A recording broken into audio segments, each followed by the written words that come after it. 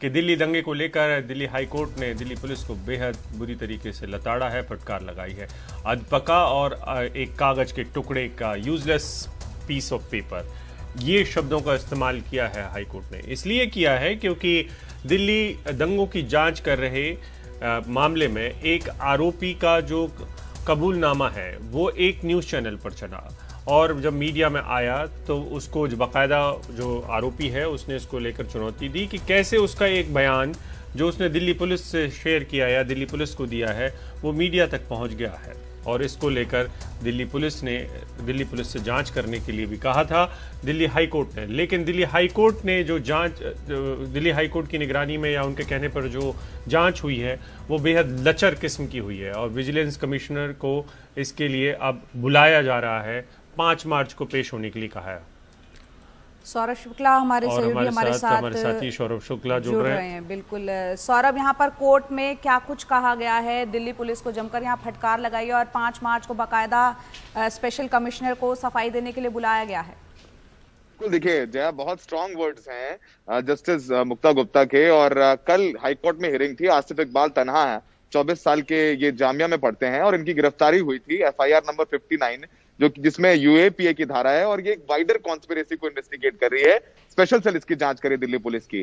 तो अगस्त महीने में ये सप्लीमेंट्री चार्जशीट जो दायर की गई कोर्ट में, उसमें जो इनका आसिफ इकबाल का जो स्टेटमेंट था, जो कबूलनामा था, वो मीडिया में लीक हुआ, और कुछ एक न्यूज चैनल ने, राष्ट्रीय न्यूज चैनल ने और कुछ न्यूज वेबसाइट्स ने एक गलत तरीके से या फिर कह लीजिए उसको बढ़ा चढ़ा करके उसको रिपोर्ट किया, जिसके बाद आसिफ इकबाल तन्हा की तरफ से हाईकोर्ट में याचिका दायर की गई। उन्होंने कहा कि देखिए ये मैंने पुलिस के सामने कबूलनामा दिया था और ये कोर्ट में एडमिसिबल भी नहीं होता है, ये 164 में बयान नहीं है, और ऐसे में मीडिया में ट्रायल किया जा रहा है जिससे जो है केस उस पर भी प्रभाव पड़ रहा है और मेरी इमेज खराब हो रही है इसको लेकर के।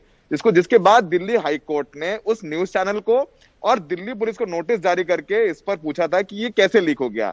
तो उस न्यूज चैनल ने रिप्लाई किया नोटिस का, ये कहते हुए उन्होंने कहा कि ये जर्नलिस्ट एथिक्स के खिलाफ है, हम अपना सोर्स आपके सामने डिस्क्लोज नहीं कर सकते हैं।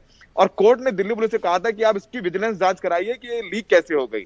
जब विजिलेंस रिपोर्ट जज के सामने रखी गई जया, तो उसको देख करके, उसको पढ़ करके जज ने काफी स्ट्रॉन्ग ऑब्जर्वेशंस दिए हैं। उन्होंने कहा कि ये जो आपकी विजिलेंस रिपोर्ट है वो हाफ बेक्ड है, और ये it's like useless piece of paper, ये एक बेकार कागज की तरह है, और इससे अच्छी ये जो आपकी विजिलेंस रिपोर्ट है, ऐसा लग रहा है कि एक चोरी की कोई वारदात हुई है, उससे बेहतर तो वो रिपोर्ट होती है। तो यहां तक कहा गया और कहा है कि आपके विजिलेंस स्पेशल कमिश्नर विजिलेंस खुद आए और इसको लेकर के सफाई दे।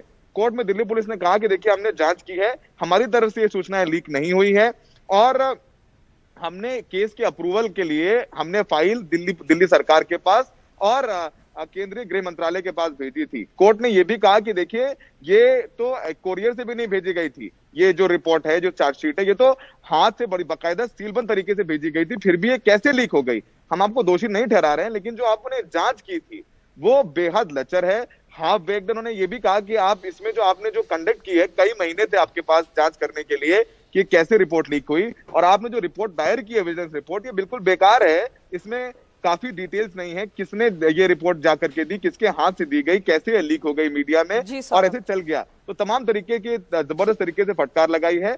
UAPA की ये FIR है, FIR 59, जिसमें उमर खालिद और दूसरे तमाम लोग हैं जो जेल में हैं। इसकी जांच चल रही है, और ये पहली बार नहीं हुआ है जो कोर्ट ने दिल्ली पुलिस को मीडिया ट्रायल को लेकर फटकार लगाई है। हमने देखा है उमर खालिद के केस में या खालिद सैफी के केस में भी दिल्ली पुलिस को कोर्ट फटकार लगा चुका है मीडिया लीक्स को लेकर के। जी सौरभ, बहुत बहुत शुक्रिया विस्तार से बताने के लिए किस तरह से दिल्ली पुलिस को आज दिल्ली हाई कोर्ट की तरफ से जबरदस्त फटकार लगाई गई है। यहाँ तक कि विजिलेंस रिपोर्ट जो पेश की गई थी कोर्ट में, उसको यूजलेस पीस ऑफ पेपर भी बताया गया, और साथ ही कहा हाफ बेक्ड यानी अधपका कागज आप लेकर आ गए हैं।